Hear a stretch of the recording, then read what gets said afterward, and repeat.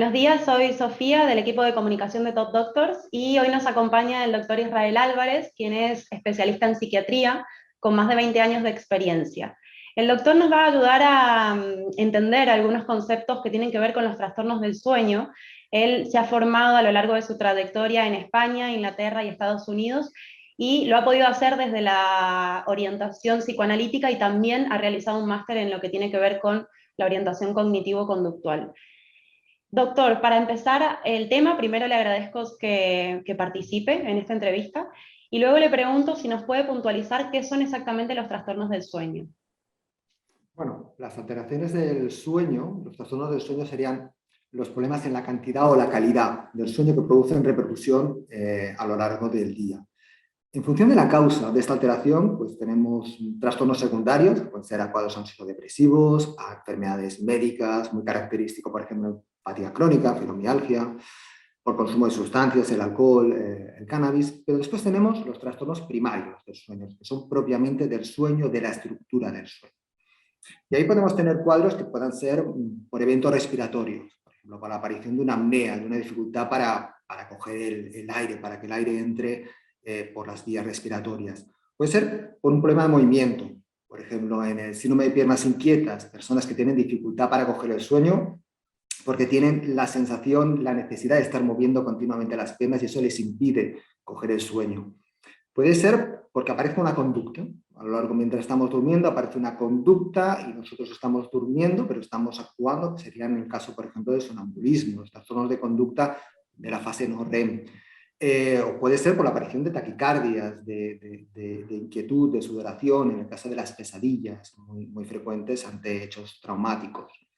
O puede ser una alteración del ritmo circadiano. Por ejemplo, nosotros tenemos un reloj biológico en el cerebro que depende mucho de la luz solar, que depende de los patrones, de nuestras rutinas, y personas, por ejemplo, que cambian de turno, pues tienen mucha dificultad en coordinar ese reloj, o por ejemplo, durante la pandemia, las personas han roto completamente las rutinas, la hora de acostarse, la hora de levantarse, la cantidad de actividad física, la luz solar que les daba, y todo eso ha producido muchos problemas para coger a dormir. Hace 2 días hemos tenido el cambio de turno, el cambio de hora. Simplemente ese cambio de una hora ya ha hecho que mucha gente le cueste coger el sueño y que durante unas semanas va a tener que arrastrar una dificultad, una fatiga para coger otra vez el sueño. Usted nombraba varios y le quería puntualizar cuáles son aquellos trastornos del sueño más comunes que llegan a consulta, porque socialmente siempre se habla quizás de insomnio, pero bueno, el insomnio quizás tiene muchas variables que las personas que no son especialistas no los conocen. Exacto.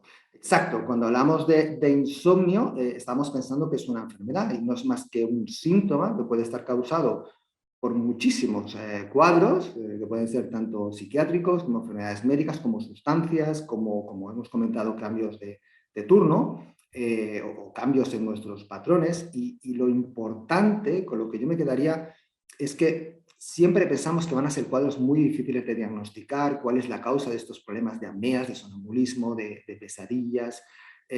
Y siempre nos viene a la cabeza la imagen de laboratorios muy costosos, de pasar una noche con muchos cables para saber el diagnóstico, si tenemos apnea, si tenemos cualquier cosa, y realmente con una entrevista clínica, con un familiar que nos explique un poco qué es lo que ve mientras esa persona está durmiendo, incluso con un vídeo casero, con un móvil, ya nos podemos hacer el diagnóstico del 95% de las causas de los trastornos del sueño.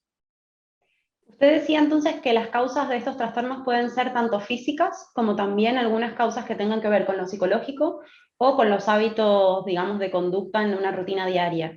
Entonces, el diagnóstico, si uno tuviera, digamos, que tuviera la duda si sufre algún trastorno del sueño, primero, ¿a qué especialista debería asistir?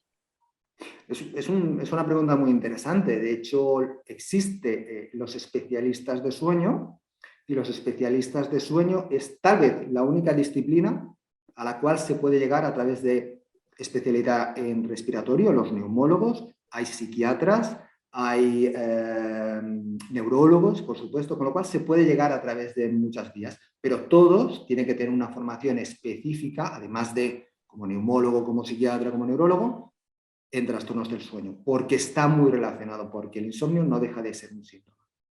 Y en estos trastornos del sueño, ¿qué se suele determinar? ¿Normalmente las causas tienen que ver con estas causas sociales o psicológicas o hay siempre un subyacente físico? En el caso de que sea un cuadro agudo, que llevemos pocos días con ese problema, que seamos capaces de identificar claramente cuál ha habido el problema, pues claramente nos han cambiado de turno o estamos preocupados por un examen o por problemas laborales, pues probablemente no habrá más allá de un problema puntual. Cuando existen otros elementos, un cuadro subdepresivo, problemas de conducta, problemas de inatención, de mucha dificultad para coger el sueño que se nos retrasa 4, 5, 6 horas, entonces vale mucho la pena hacer problemas de movimiento, que hemos dicho, las piernas inquietas, vale mucho la pena hacer una valoración específica del problema de sueño. ¿Cuáles serían entonces aquellos síntomas, digamos, que generan alerta y que nos dicen, bueno, esto ya no es quizás una cuestión temporal que responde a una cosa concreta en nuestras vidas, sino que necesito acudir a un especialista para sacarme la duda? Bueno, yo creo que todos pensamos cuando estamos muy cansados por la mañana, es evidente, estoy descansando mal por la noche, tengo problemas por la mañana, me estoy durmiendo, de hecho no tenemos que olvidar que la causa más frecuente de accidentes de tráfico es los trastornos del sueño, por ejemplo las apneas de sueño, o sea que puede ser potencialmente muy, muy grave, pero a veces cosas como más sutiles, sobre todo en gente joven con fracaso escolar, esos problemas de atención, de concentración que se van manteniendo en el tiempo, valdría mucho la pena estudiar si hay un problema del sueño. Hay un porcentaje muy, muy, muy importante. Pero incluso no podemos olvidar que durante la noche se controlan muchos sistemas biológicos. Entonces, en ocasiones encontramos que hay una resistencia a la insulina, hay mayor riesgo de obesidad en personas que duermen mal, más difícil controlar la diabetes, personas que están con dos antihipertensivos y no se consigue controlar. Muchas veces hay un problema de sueño secundario, en personas con arritmias, en personas con impotencia, en personas con ángulo inestable. Un trastorno del sueño hace que no se coordinen bien esos elementos, ese sistema nervioso autónomo, y hay mucho más riesgo. Con lo cual, en ese tipo de casos en los cuales hay un sueño inadecuado y todos estos síntomas, vale la pena poner el foco en los trastornos del sueño, porque si existe esa causa, el tratamiento suele ser sencillo y muy agradecido. Es decir, que los trastornos del sueño, digamos, tienen una repercusión en nuestras vidas que va mucho más allá de el tengo sueño al otro día, ¿no es cierto? Exacto, exacto. Hay un gran control de sistemas biológicos, desde retrasos de crecimiento, desde sistemas hormonales, con lo cual sí que es francamente importante. Y en ese sentido, ¿hay algún tipo de pacientes que sea más propenso a presentar este tipo de problemas, según lo que usted puede ver en su consulta? Claro, pues tenemos que diferenciar un poquito por patologías. Cada patología tendrá más riesgo, evidentemente sintomatología sociodepresiva o, por ejemplo, si ya vamos a los trastornos primarios, las personas que sean obesas pues tendrán más riesgo de apneas del sueño. En el caso de las apneas en gente joven, se da más en gente muy, muy delgada, en chicos jóvenes con amígdalas muy grandes. En el caso de las piernas inquietas, pues mujeres con reglas cuantiosas, va a haber ese déficit de hierro, personas que están tomando antidepresivo, más riesgo de piernas inquietas, con lo cual hay una serie de factores específicos de cada trastorno. Pero si hablamos en general, si, por ejemplo, los trastornos del ritmo circadiano, queda muy claro que los patrones de sueño, lo que la gente dice habitualmente, la higiene del sueño, es básica. En el momento que la higiene del sueño se rompe, que esos patrones, esas rutinas se rompen, que ese reloj se descoordina, todas las fases del sueño, que son complejas, no se siguen de una manera fluida una detrás de otra y es mucho más frecuente que aparezcan trastornos. Si además aparecen sustancias como el alcohol, como el cannabis, todavía mucho más. Y personas que no tenían ningún tipo de problema, pues comienzan a quejarse de sonambulismo, de parálisis de sueño, de dificultad para coger el sueño, de muchas horas de sueño, pero que no es reparador. Entonces, esos patrones van a ser fundamentales. Claro, bueno, la siguiente pregunta entiendo que también depende de la causa que origine este trastorno, pero la pregunta es, ¿cuáles son los tratamientos que se suelen seguir? O sea, ¿cómo se aborda a partir de que se diagnostica un trastorno del sueño? Claro, hay un tratamiento específico, evidentemente en un cuadro ansioso depresivo vamos a tener que hacer un tratamiento en concreto, pero yo sobre todo me quedaría mucho con lo que no hay que hacer, que muchas veces nos olvidamos, y lo que no hay que hacer es taparlo.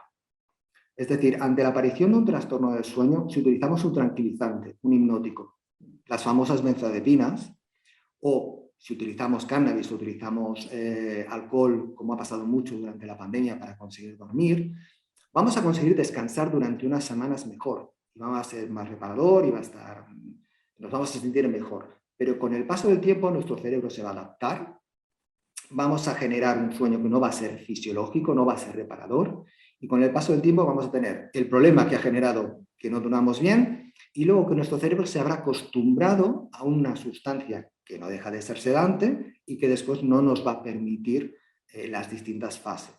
Con lo cual, básico lo que no hay que hacer, y después los tratamientos específicos. Si el cuadro es unas piernas inquietas, pues igual únicamente con hierro. Si son unas apneas del sueño, únicamente pues igual con azepam. Pero lo más importante para todo el mundo, para todos los trastornos del sueño, para estructurar bien las fases del sueño, yo me quedaría con 4 puntos. 1, acostarse y levantarse más o menos a la misma hora. Una actividad física mínima. Tenemos que movernos un poco. Tiene que darnos un poquito la luz del sol. Es cierto que hay mucha luz eléctrica, pero necesitamos la luz del sol. Y básico, los dispositivos electrónicos. Los dispositivos electrónicos, tablets, ordenadores, móviles, generan una luz con una longitud de onda azul, que es muy parecida a la luz del sol. Y eso nos despierta. Inhibe nuestra melatonina, nos despierta, y si entramos en esas dinámicas, en ese círculo vicioso de no puedo coger el sueño, utilizo la tablet o el ordenador, me va a inhibir más la melatonina, voy a tener más dificultad para dormir, me voy a dormir más tarde, entramos podemos tener un free running de acabar durmiendo a las tantas y con muchísima dificultad de funcionar en el día a día. Bueno, muchas gracias, doctor. No sé si le ha quedado algo más para decir. ¿Importante alguna recomendación? Yo creo que estas cosas, es decir, estas 4 últimas recomendaciones, acostarnos y rutinas, acostarnos y levantarnos una hora, actividad, luz del sol y dispositivos electrónicos. Al menos utilizar aplicaciones que nos filtren esta luz azul, que si no nos despierta. Perfecto, entonces le agradecemos mucho al doctor, y para todas aquellas personas que necesiten saber o ampliar un poco más sobre esta información, el doctor presta consulta en el centro CAIS, y también dejaremos el link en la descripción del vídeo. Muchísimas gracias. Un placer, a ti.